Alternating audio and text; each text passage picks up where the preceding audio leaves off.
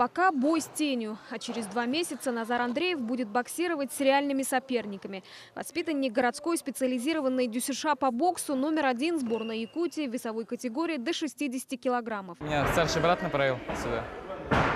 Он сам кикбоксом занимается. Направил меня в бокс как олимпийский вид спорта. Вот с 5 класса тренируюсь уже, нравится. На стенах боксерского зала в «Триумфе» висят фотографии кумиров. Это мощный стимул, особенно в минуты дикой усталости, говорят тренеры. Через «не могу» под командование наставников поклонники кожаной перчатки идут к заветной цели – к рингу детей Азии. По итогам отбора из нашей школы попали 7 воспитанников.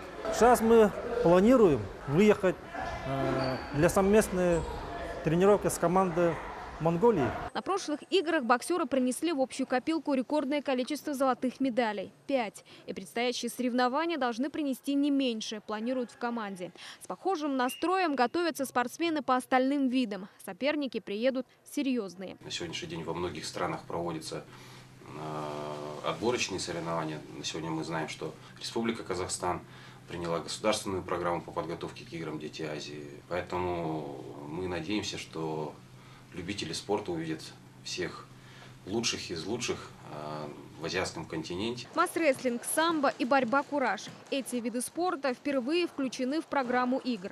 Республику на 6-х играх «Дети Азии» представят более 400 спортсменов. Финальный список юных атлетов утвердят до конца этого месяца. Оспаривать медали олимпийские надежды Якутии и их соперники со всего азиатского континента будут по 22 видам спорта. Айна Винокурова, Роберт Набиев, Вести.